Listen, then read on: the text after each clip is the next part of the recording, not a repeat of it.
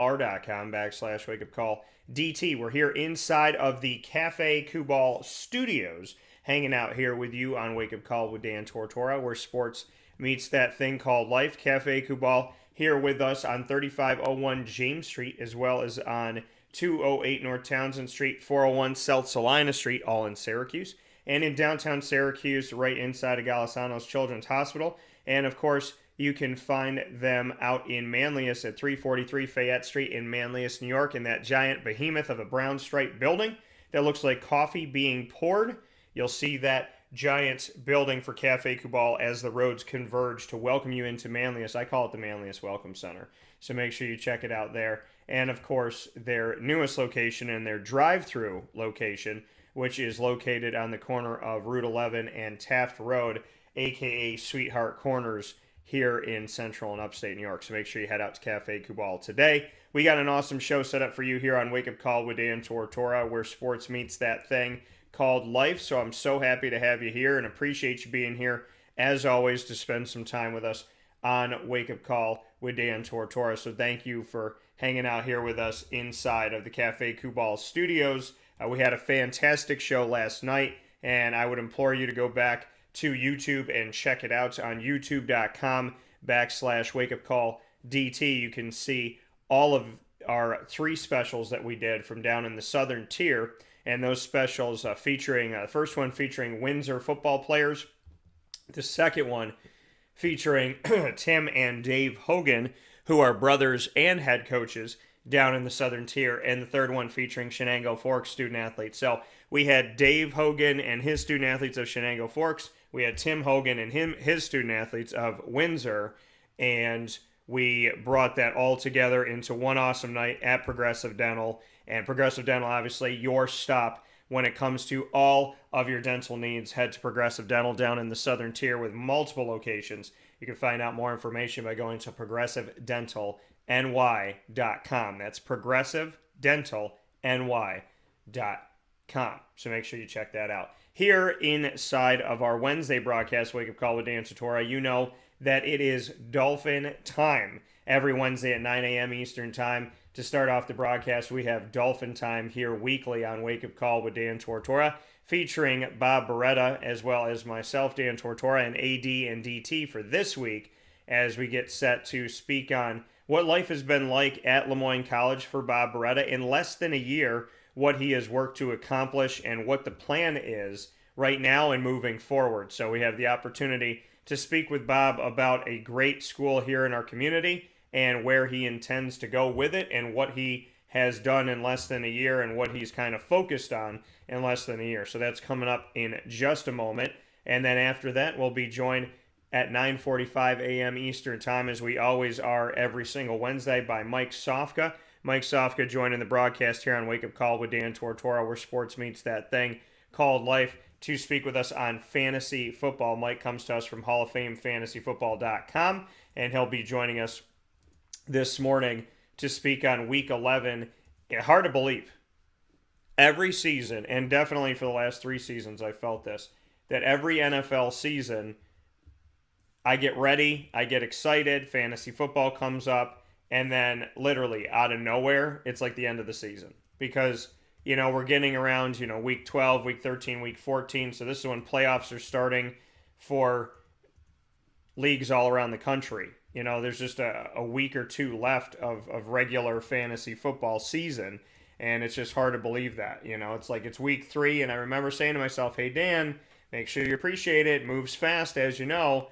And then here we are 8 weeks later in week 11. So we'll be giving you our fantasy football advice for every single team, every game in action, from Thursday Night Football through Monday Night Football. We do it on Wednesday, so you have everything you need for Thursday, as well as for the entire weekend and for Monday Night Football. So we appreciate you being here, hanging out. The Fantasy Football Power Hour, proudly presented by the Wildcat Sports Pub, comes to you from 9:45 a.m. to 11 a.m. this morning on Wake Up Call with Dan Tortora, where sports meets that thing called life. So excited to be bringing that to you with Mike Sofka in just a little bit, but not before we head to our very special broadcast with the LeMoyne College Dolphins. So we'll take a step aside for a fast break. We'll be back with Bob Beretta, Athletics Director of LeMoyne College, for AD and DT, as we discuss everything in less than a year that Bob's been looking at, working on, and working toward. I can't wait to share that with you.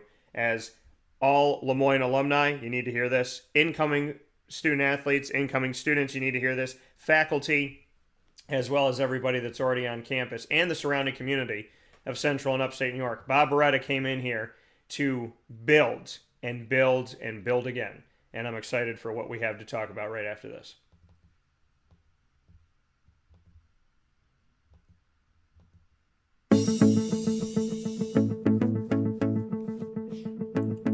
Avicoli's, located on the corner of Route 57 and Wetzel Road in Liverpool, New York, has been your trusted neighbor for decades. Located just steps from Liverpool High School, we're happy to have the Liverpool Warriors on-site, on-location broadcast at Avicoli's through Wake Up Call with Dan Tortora every single month, featuring student athletes, coaches, and administration throughout the year from Liverpool High School. Head out to Avicoli's today on the corner of Route 57 and Wetzel Road in Liverpool, New York, open Tuesday through Sunday for lunch, dinner, and drinks. We'd love to see you out there. And of course, you can call them at 315-622-5100 for takeout, delivery, and catering. That's 315-622-5100. And also find them on myavicolis.com. That's myavicollis.com.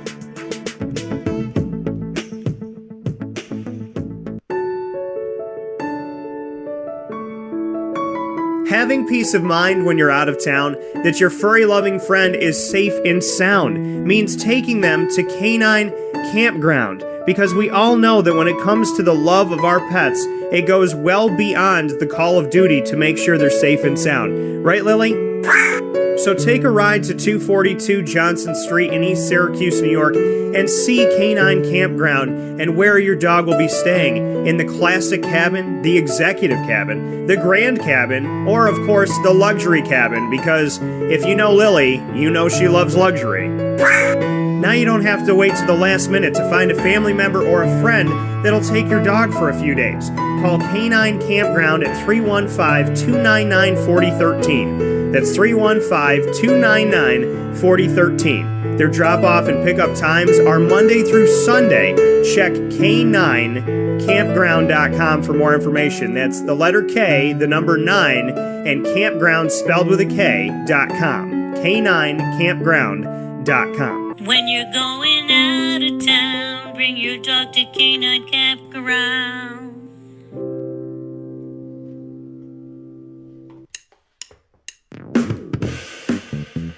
PB&J's Lunchbox, the food truck that you love finding all throughout Central and Upstate New York, now has a street-side cafe. So when you're craving their traditional favorites as well as their out-of-box amazing menu items, you can now head to 663 Old Liverpool Road in Liverpool, New York. Located just minutes from the highway, the Thruway, Destiny USA, and Onondaga Lake Parkway, PB&J's Lunchbox Street-Side Cafe is there for you Monday through Saturday from 9 a.m. to 7 p.m., serving breakfast, lunch, and dinner all throughout the day. Get breakfast for dinner, dinner for lunch, whatever you fancy, including their award-winning grilled peanut butter and jelly sandwich. Find them at 663 Old Liverpool Road in Liverpool, New York. PB&J's Lunchbox, where we love to know what's in your lunchbox.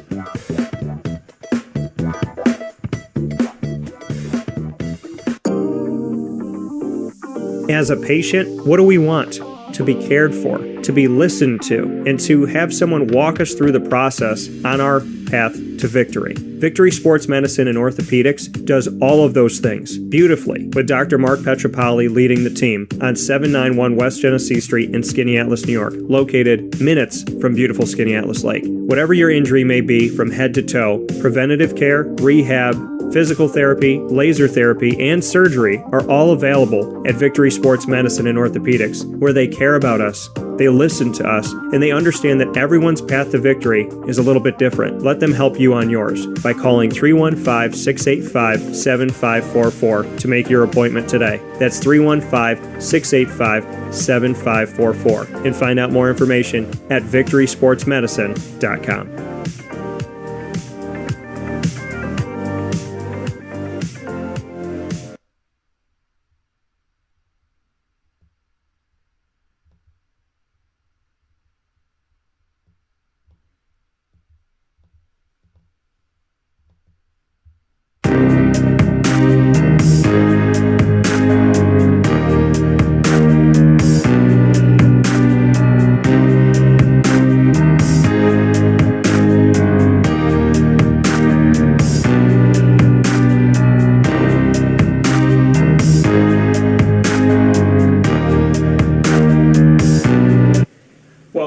here for another edition of AD and DT here on Wake Up Call with Dan Tortora, exclusively here for you on Facebook.com/WakeUpCallDT, YouTube.com/WakeUpCallDT, and on the LeMoyne tab on WakeUpCallDT.com, where you'll find everything, including a composite schedule that has every single game of every team here for the LeMoyne Dolphins. I'm here in AD and DT with Athletics Director Bob Beretta, myself, Dan Tortora, here on Wake Up Call with Dan Tortora, and it is always a pleasure, Bob. Pleasure being with you, Dan. Thanks for being here today. Absolutely, and today I'm excited to, every single episode we focus on something different. We pick a topic or a plethora of topics that may be intertwined with each other. This time around, I get to discuss what the last not even a year has looked like for you. So from when you walked into the door at LeMoyne, even before that, because you had started this process during COVID times where you had to remotely kind of start things. Bring me into that first moment to where we are right now, because in less than a year you've already started to implement some things that I think are important. Yeah, Dan, thank you for that. It had been a long process. I started the interview process here at LeMoyne in March of 2020, and then COVID hit and everything got put on hold. And so then we got to last year in November, and I came the first week in November for an on-campus interview. Time passed, went through Thanksgiving. President LeMoyne offered me the job the week before the Army-Navy football game, and we were hosting that at West Point last year, and I had much to do with the operation of that entire event. And it was an exciting time for me, for Army-Navy, but then to have this job offer come in at the same time made it increasingly exciting. And accepted the position. We announced it in January. And I started in May on the ground here at LeMoyne, but in reality, I was working both jobs through the months of January, February, March, April. Folks at West Point were very gracious in allowing me to focus on work at LeMoyne while still maintaining my responsibilities at the academy. Yeah. So when we hit the ground in May, I really wanted to interact with as many people as possible, because I was in a remote environment for those previous 4 months. I went on what I termed a look, listen, and learn tour, and wanted to talk to as many people around LeMoyne as possible, all of our staff, all of our coaches. I spent 90-minute meetings with each of them and just listened and asked a lot of questions and trying to learn as much as I could. And that once I got through the athletic department staff and coaches, I extended that reach to folks around campus, leaders in the academic setting, and faculty, and all different areas of LeMoyne College. And then I was able to aggregate all that information and put together a report to President LeMoyne, a 100-day report. This was delivered in August 17th, and it was a 3-ring binder full of findings and processes that we wanted to implement, and plans, and all those types of things. So it was very important for me to understand the campus landscape before I just kind of jumped in and started making changes and decisions and those kinds of things. And we didn't make radical changes in terms of personnel. I didn't feel the need to do that. Didn't want to do that without going through processes. We have a great staff in place, tremendous coaches. Now there was some natural attrition, and we've added some personnel, whether it be our head basketball women's coach in Mary Grimes, and some assistants on both sides. But for the most part, we've been able to maintain our staff and now implement new plans and processes. Really the infrastructure that I felt that needed to be injected here at LeMoyne to add that level of presidential leadership and control, these reporting lines that I felt like we could improve, and that regular communication to try to lay out our goals and plans through 2022. And those were a lot of the things that I focused on over the first 120 days. Since that time, it's been more of implementation. And we talked about developing, and now it's been implementing. And we'll continue to look big picture as we move in, whether it's initiatives with a multimedia partner like yourself, or putting our basketball team back on commercial radio, some facility initiatives that we've talked about, implementing a brand new corporate partner program, overall our athletics development, operation. All those things have really filled our time here since August 17th. We've kind of shifted from learning to trying to implement. And when you go through that 100-day report, what were some of the key findings that you had? So yeah, I really wanted to learn the attitude on campus, the atmosphere, to understand where our strengths were, where our weaknesses were, where our opportunities were, our threats, a little bit of a SWOT analysis to try to understand where we were and where we could do better. Where we could do better with all of our stakeholders, with all of our constituents and our student athletes. So I talked to the student athletes, I talked to their parents, I talked to donors, I talked to faculty members, staff, all of our coaches, all of our administrative staff. And again, I just felt like the infrastructure for sustainability, the ability to sustain excellence needed to be in place. I felt like we needed to get our internal house in order, if you will, before we could maybe advance and do some really cool initiatives that we've now begun to stick our toe into and really begin. But things like regular reporting, right? And these things don't sound very compelling to our fans, but they're things that we needed to put in place so that we had that level of presidential leadership and control internally, so that our leadership felt very comfortable with the direction that we're headed, that we had not a strategic plan, but an operations plan. An operation plan maybe looks 18 months out, where a strategic plan might look 3 to 5 years. I wasn't in a position to do a strategic plan our first 6 months on the job. I needed to learn so much. But I was able to put together an operations plan and talk about 10 priorities with 60 goals and things that we need to try to accomplish between now and the end of 2022. And always at the top of that list is alignment with the educational mission of the institution. That's always our number one priority, and how we can be a better partner in accomplishing that. And that's really been a lot of our focus in trying to elevate the profile, trying to help the enrollment management piece, which is so vital to the success of an institution, especially in these post-COVID times. So all those things where athletics can be a great partner to the campus at large, those are the things that I really want to focus on. Where do you begin to even know how to do this? Because I think for people listening and watching, it's, okay, what would provoke you to make a 100-day plan? And like you said, to put things together and say, here's 10 initiatives, here's 60 goals, here's all the things that we want to do. How do you, it sounds very Army-esque, it sounds very military-based to break that down and have a systematic approach, but how do you even begin to know how to do that? Essentially it's like, before you write everything on the calendar, you have to know how to put a calendar together. So where did you learn the template of the plan before we even get to the plan? Where did you learn how to do this, and how much trial and error in your life did it take to get to a place where it's like, okay, you know what? I know that I need to do this. I need to set this up in such a way and write this down, and 3 weeks in, how did you come up with the template, and how many times did it take to get to the right one? Well, I hope it's the right one. I was blessed with great leadership at West Point. I learned from some tremendous athletic directors, some unbelievable military leaders, generals, colonels, and attention to detail is drilled in everyone's fiber at West Point, whether you're a cadet or a member of staff. So I learned at a very young age that attention to detail and specific elements were so crucial and critical to success of your overall mission. So that was a big part of it. So the military aspect, yes. I've been very fortunate to work with an advisor over the course of 2 decades, who is really the leading advisor in his company in this space, in college athletics. And I've been working with them for many, many years, and they help provide some guidance and some things. But nothing is cookie cutter, right? Every institution is a little bit different. And even within the institution, times change from things that I thought would make sense when I arrived in May might now look a little bit different in November. Yeah. So I think you have to have an open mind. You have to be flexible. You have to let the plan evolve over time, and it has to be shaped to your current environment. You can't bring what worked at West Point wasn't going to work at LeMoyne, and I tried to be very clear throughout the interview process that, listen, I don't want to make LeMoyne, Central New York's military academy. That wasn't my goal, but I would also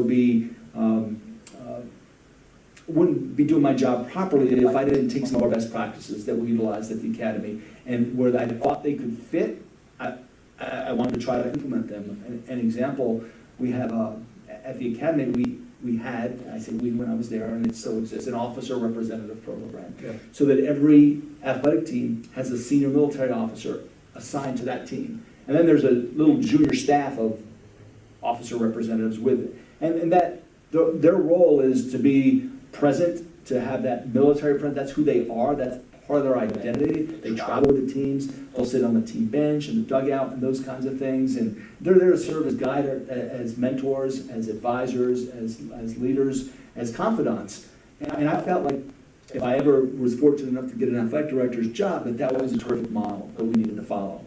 So we have implemented something similar here at LeMoyne. It's not an officer representative program. We've dubbed it the Faculty Athletics Affiliates Program. And we asked faculty if they wanted to jump on board and partner with athletics. And we have 9 or 10 in this pilot program, and they're assigned to athletic teams, and they're there. I think it shows that athletics is aligned completely with the faculty and the academic mission of this institution. They're there to serve as resources to our student athletes on a daily basis. They see that they have that reinforcement, another resource in place. So I think that's an example of, while it's not cookie cutter, it's something that I felt was a great opportunity here at LeMoyne to model a program that was so successful at West Point. To look at what this could mean for the future, when you're putting these initiatives together and the goals and whatnot, what's top of mind right now for you? Yeah, top of mind, again, and you hear me say this all the time, Dan, our number one priority will always be complete alignment with the educational mission of the institution. After that is to provide an extraordinary experience for our student athletes in everything that we do. So that's always top of mind. With every discussion, every conversation that I have with one of our stakeholders, whether it's someone who's interested in supporting us philanthropically, whether it's someone who might want to partner with us from a trade standpoint to just be part of what we're doing here at LeMoyne, it's always, in my mind, how can we elevate? How can we serve our student athletes better? Yep. We built a student creative services team within our athletics communication division, because I know that there's talented young people here on this campus that want to be part of athletics. And why not tap into that talent? And they've helped us in so many different ways, from our infographics on our website, to video features, to written story features, all with the mindset of elevating, right? Helping to tell that story of LeMoyne College and our student athletes. So that's always top of mind with us. For you, in the specifics of it, what are some things that you're working on right now within the athletic department, be it structural, be it looking at facilities, or something within the makeup of, the athletic department itself? I know you mentioned, bringing on different teams and whatnot to work on things like social media, but what is the focus right now? Because I know people are always wondering, could there ever be another program addition? Could there be a facility addition? The big questions that kind of come to mind. Yeah, there's a lot, and some of it's infrastructurally that we focused on, whether that's implementing a sport administration model that we didn't have in place here, that helps that level of service to each of our sports and each of our coaches, and then each of our student athletes. Yeah. We put in a student athlete success position within our department, shifted some responsibilities, again, to help better serve our student athletes. If they have a resource now, I should say, they do now have a resource within our department if they want to talk about if they're struggling with whatever, academics or things at home, or mental health and well-being will always be the number one priority for our student athletes, right? That's so integral these days. So we're so mindful of that. But if you talk about facilities, excellence, we start talking about where can we improve, right? We have a baseball project that is ongoing. It's been a phased project. We put up a brand new scoreboard this summer, and the next phase is to replace dugouts and a backstop. But we're in the active fundraising right now to try and secure the funding for that. That's probably a $750,000 to $1 million project, and if we want to turf the field, that's probably another $1 million project. We want to put a press box over at softball. We feel like that's something that we can attain pretty quickly. Big picture wise, we're talking about, hey, we need to scratch the surface. Where can we best serve the college in so many different ways? We've talked about potentially adding an outdoor track complex, putting our outdoor tennis courts back in place. They were removed a few years ago for some other priorities on campus, but the thought is, hey, it's now the time to put that again, those two facilities would better serve our student body, not just our student athletes. So we talk about infrastructure with sport reporting, sport administration. We talk about our exposure opportunities, and then facilities, all of it with the mindset of trying to enhance the student-athlete experience. I know we've talked about it before. I know you're going to smile when I say it, but the thought of football. Yeah. Where does that fit in any initiative? Is it on a back burner? Is it in your mind when you're looking at everything because you know what it can do and you know how much of a force it can be, for a college or university, be it monetarily, be it enrollment? There's so much to gain from it. So where does that stand? Yeah, I would say it's always in my fiber, right? Coming from West Point, spent 34 years and being closely tied to that football program in many ways, it'll always be, I wouldn't call it on the back burner, it's always in my mind, right? But here, in a priority standpoint, it's probably on a back burner here, because from a facility standpoint, that's something that would take a significant investment. But who knows, right? There's always possibilities, there's always opportunities, and if we are able to enhance certain facilities to a degree that maybe service something on the forefront, it also might be able to service something a little farther down the road. And I think that's always in our mindset, strategically, what's our best play? And yeah, football is near and dear to me. It's part of my fiber. I have to be realistic on what makes sense right now, and that might not be our highest priority to discuss right now, but it's always in the back of our mind thinking about, hey, is this possible? Could this be? Because I've seen firsthand what a football program can do in terms of rallying a community together. And we feel right now we can do that with some of our other sports, with all of our other sports for that matter, but particularly with the ones that draw the community together a little bit more. So we're going to focus on trying to make those experiences the best we possibly can for our fans, for our guests that come to campus, and certainly for our coaches and for our student athletes. When someone comes onto campus and they want to get a feel for what LeMoyne is, where would you like them to focus? I mean, we can sit here and look at the soccer field and how flawless it looks. We can look at the upgrades that had happened multiple times to Ted Grant Court before you had even come in. And so where would you like them to look? Is there something else you want to do? I mean, I can look at Ted Grant right now, look at the complex right now, and say that there should be a giant dolphin that's staring at you when you walk in the building before you get in the building. So what's the focal point for you now that you would like, if somebody was coming on campus and having their first experience, what would you like to have as their first impression? Well, yeah, I would like them to have the same impression that I had when I stepped on campus. And when I stepped on campus, I was up on the upper campus area, and I just felt this incredible warmth, right? This incredible presence of this is right. What they're implementing in their student athletes and their students, they're inculcating here as a campus is right. It's the right mission. It's for the right reasons. This greatness meets goodness isn't just a fancy tagline on the website. It's real here at LeMoyne. People are genuine, they're authentic. And I want people to gain that same perspective when they're in and around our athletic facilities. I am an external person, right? I spent my majority of my career at West Point in the external areas, and so branding is very important to me. That's an area that we're going to look to try to do more and more of, to tell people who we are, and when they walk into one of our buildings, they feel that presence of, they feel the Dolphins, as you mentioned, they feel part of that community. So I think we want to be the best LeMoyne we can be, and I think what's so exciting is there's great potential. There's great potential, whether it be from a facility standpoint, new facility because we have space to build.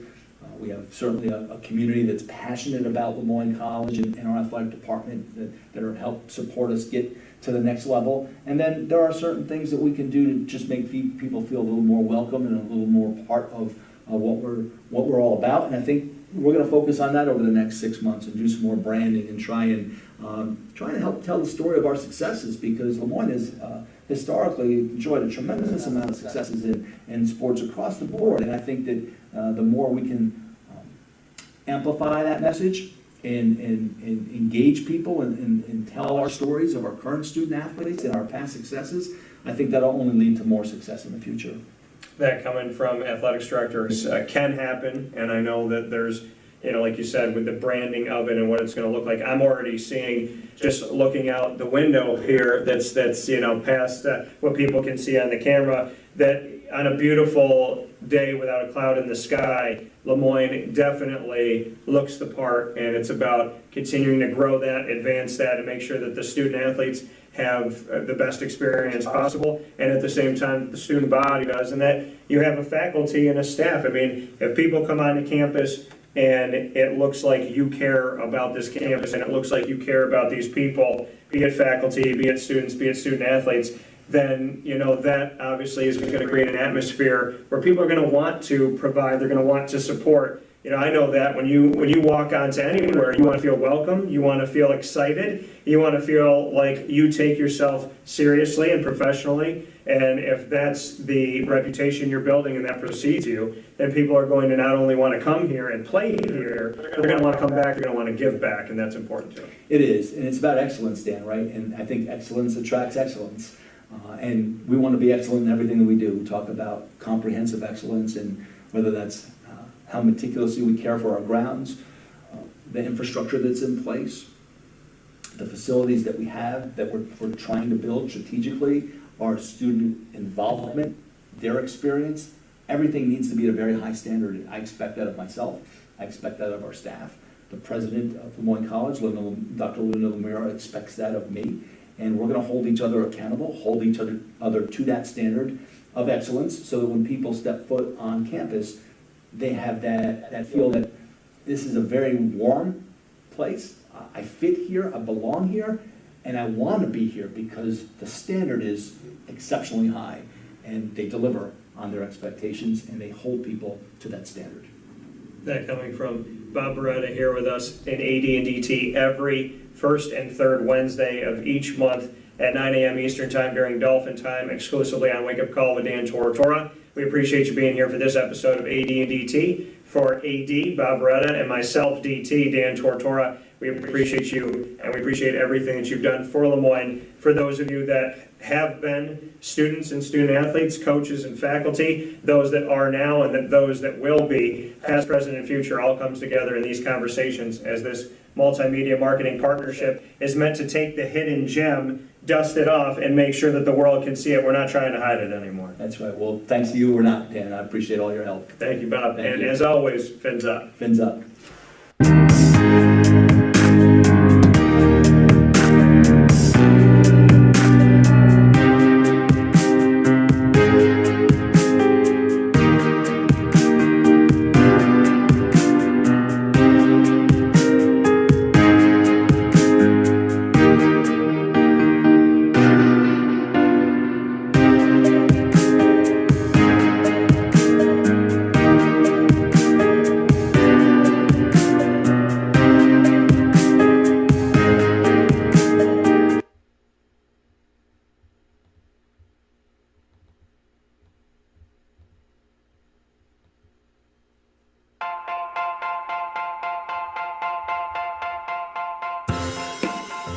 Cafe Cabal Mobile Cafe brings the cafe experience to you.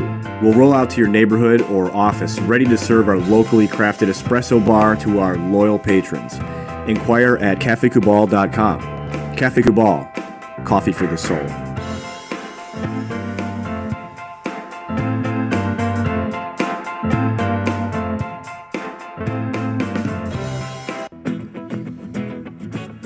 Hi, this is Amy from Mother's Cupboard, home of the whole frittata. We are open daily 6 a.m. to 1:30 p.m. For takeout orders, call 315-432-0942 and tune in to Wake Up Call with Dan Tortora for our monthly food challenge and try our Wake Up Call signature menu item available 7 days a week.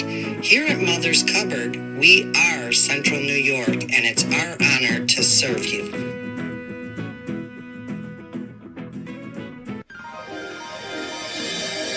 Ma and Pa's Kettle Corn and Popcorn Factory, located on 201 7th North Street in Liverpool, is home to over 40 flavors with more than 200 flavors in their total wheelhouse. Sky's the limit for this sweet and savory Central New York company. Keep it local at your parties, fundraisers, wedding showers, baby showers, and more by calling 315-450-MA-PA. That's 315-450-6272 for popcorn bars with custom flavors and colors at your upcoming event. Make sure to visit them on 201 7th North Street in Liverpool, New York. And for more information, go to maandpassnacks.com. Ma and Pa's Kettle Corn and Popcorn Factory. How corny are you?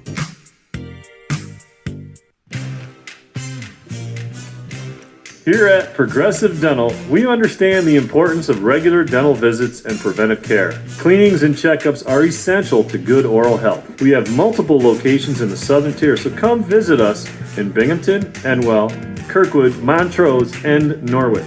For self-pay non-insured patients, we offer the Smile Plan, which covers all of your cleanings, x-rays, and exams for an affordable yearly price. Call 607-754-2273 or 607-754-CARE to make an appointment today. For more information, visit our website at progressivedentalny.com.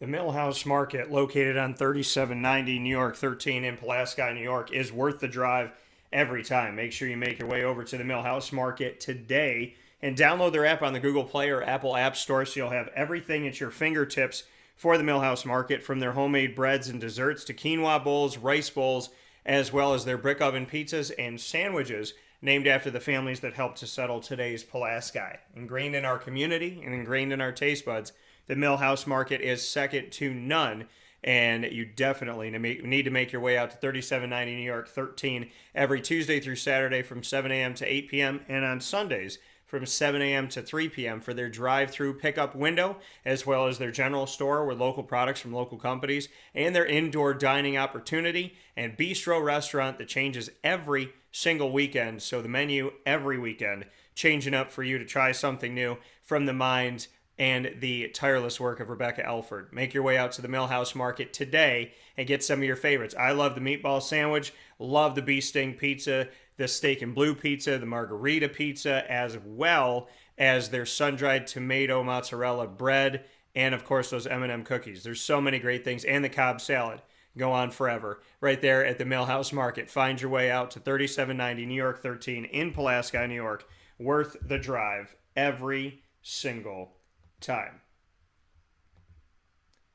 With that being stated, back here on Wake Up Call with Dan Tortora, I want to thank you for all of you that are watching this video on Wake Up Call with Dan Tortora, where sports meets life. We're going to end this video and start a new one so that Mr. Mike Sofka and I can get into the fantasy football realm. So we're going to end this video, start a new video. For those of you that are listening on mixlr.com/wakeupcalldt and on wakeupcalldt.com, you don't have to do a single thing. For those of you watching on facebook.com/wakeupcalldt and on facebook.com/livenowdt, as well as youtube.com/wakeupcalldt, we're going to be starting a new video for you momentarily, so make sure you make your way over there. So stay with us on Facebook and YouTube. We'll be back in just a moment.